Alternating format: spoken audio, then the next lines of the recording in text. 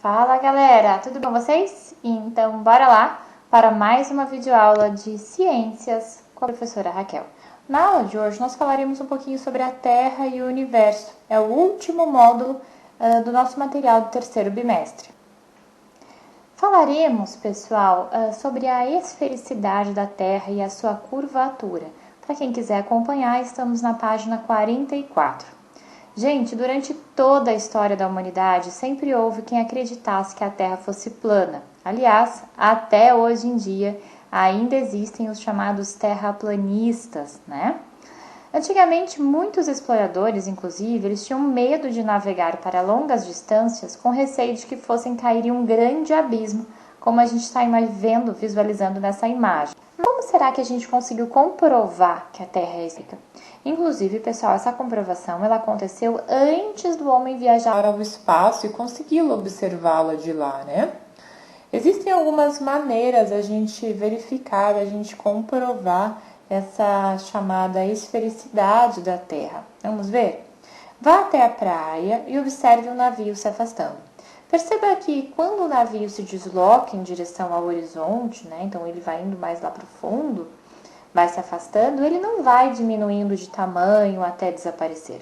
A impressão, na verdade, que nós temos é de que o casco, né, a parte de baixo, parece afundar primeiro, depois o mastro. Pessoal, o mastro, ele é uma haste comprida e de madeira normalmente, ou até metálica, que eles colocam nos navios, nos barcos, tá bom? Nos veleiros.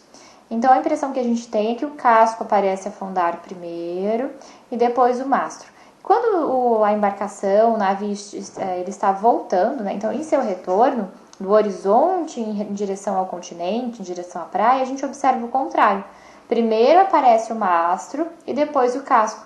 Então, justamente por causa da curvatura da Terra. Então, eles não vêm da mesma profundidade, digamos, né? O planeta Terra fez uma curvinha, então ele vai seguindo isso.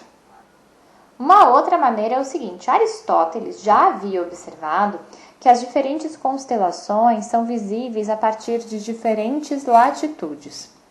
A Cruzeiro do Sul, por exemplo, a constelação, né, do Cruzeiro do Sul, ela é melhor visualizada a partir do hemisfério sul. Já a Ursa Maior e a Ursa Menor também são constelações, elas são visualizadas apenas a partir do hemisfério norte. Se a Terra não fosse esférica, a gente conseguiria ver todas as constelações, independente de nossa localização, né? Então, vamos dizer assim, o céu seria o mesmo, né? As estrelas seriam as mesmas, vistas aqui no Brasil, vistas no Japão, vistas no hemisfério norte, né? Nos Estados Unidos, por exemplo. Então, o céu seria único, tá? Como a gente está observando ali na imagem. A Terra plana, claro que é uma ilustração representando isso, todo mundo veria as mesmas coisas. Como ela tem essa curvatura, a gente só vai visualizar o trecho do céu que está no nosso pedacinho, né? Uma outra possibilidade, a gente também pode observar que durante um eclipse da Lua, a sombra da Terra que vemos na Lua tem um formato de curva. Portanto, podemos mais uma vez concluir que a Terra é uma esfera. Observe ali na imagem, a gente consegue perceber a curvatura do planeta Terra. E outra coisa, pessoal, se a gente subir em um prédio bem alto e observar, vejam que a Terra sendo esférica, a gente consegue ver mais longe se a gente estiver em um local mais alto. Quanto mais alto a gente estiver, observem ali na imagem da direita, quanto mais alto a gente estiver, mais longe a gente consegue visualizar. Agora, se a Terra fosse plana, você poderia enxergar sempre a mesma distância, independente da elevação, né? A gente ia enxergar ali na imagem a mesma árvore, por conta do ângulo, né? Do ângulo, da inclinação. No caso da Terra plana, não há, né? Não há essa inclinação, essa esfericidade do planeta, né? Então, por ela ter essa curvatura, quanto mais alta a gente está, mais longe a gente enxerga. Inclusive, pessoal, se a gente está, uma outra maneira de a gente comprovar a circunferência da Terra, se a gente estiver no nível do mar, mais ou menos a linha do horizonte localiza-se a cerca de 5 quilômetros de distância, tá? E se a gente subir no Monte Everest, quer dizer, a gente vai aumentar aí bastante, né, vai subir bastante, esse valor ele vai aumentar, né, esse valor aumenta para 370 quilômetros. Então, a gente consegue, de novo, quanto mais eu subo, mais longe eu consigo enxergar. Por quê, Pro? Porque a Terra é esférica, tá? Então, isso realmente é uma maneira de a gente comprovar. Então, se a gente está no nível do mar, a gente vai ter essa visão de 5 quilômetros, né? Se a gente vai para o Monte Everest, a gente vai ter uma visão de 370 quilômetros, tá bom? Por conta dessa curvatura. Então, a gente vai aumentar a nossa visualização, tá? E, pessoal, em um voo acima de 11 quilômetros de altitude, já é possível perceber levemente a curvatura da Terra.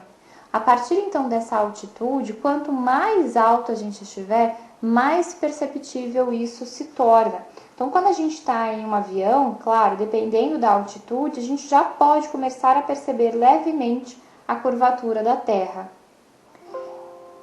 E também é possível, pessoal, a gente observar as sombras, né? Então, a gente pode comprovar a curvatura do planeta através da observação das sombras, que foi exatamente o vídeo que vocês assistiram anteriormente, fazendo uma breve explicação sobre o experimento de Eratóstenes, né? Que é um cientista, que inclusive viveu na época antes de Cristo, tá? E ele observou as sombras, ele colocou alguns objetos em locais distintos, no mesmo dia do ano, no mesmo horário, e foi percebendo que as sombras elas eram diferentes. Se a gente tivesse uma superfície plana, as sombras teriam que ser iguais, os raios de sol teriam que incidir de forma igual, né? Mas como existe essa curvatura, ele conseguiu, através da observação das sombras, comprovar essa curvatura, tá? E agora uma curiosidade, qual será que foi a primeira fotografia do planeta Terra, tirada do espaço? Bom, essa primeira foto não foi nada da Terra azul e cheia de cores como nós conhecemos hoje. A primeira imagem registrada de nosso planeta, do espaço, foi essa fotografia que vocês estão vendo, em branco e preto e bastante granulada, né, sem uma definição muito boa. Ela foi tirada no dia 24 de outubro de 1946. Foi fotografada por uma câmera de cinema que foi acoplada a um míssil, tá? Foi lançada da base dos Estados Unidos. Várias fotografias foram capturadas. A câmera registrava uma foto a cada 1,5 segundos. Depois, gente, a câmera caiu no solo da Terra, no solo terrestre, a uma velocidade de 500 km por hora. 500 km por hora foi a velocidade que a câmera chegou aqui. Então, a câmera em si, ela quebrou, né? Não sobrou nada da câmera, mas o filme dela, né, com as fotos, conseguiu ser recuperado, ele ficou protegido por aço, tá? Então, observem aí. E já a partir dessas fotos que foram tiradas em 1946, a gente já consegue visualizar uma certa curvatura da Terra. Bom, pessoal, com o conteúdo da aula de hoje, vocês farão o exercício da página 49 e a resposta vocês têm que colocar na página 50, tá? Por isso que eu falei página 49 e 50. Vocês vão ler um texto que está na página 49 sobre os terraplanistas, né? Aquelas pessoas que acreditam e têm seus argumentos de que o planeta Terra é plano. E na página 50 vocês vão responder a perguntinha que é para você destacar os argumentos a favor e contra o terraplanismo, tá bom? Sendo assim, ficaremos por aqui e até o próximo bimestre. Partiu entrar no 4º bimestre? Valeu, gente! Tchau!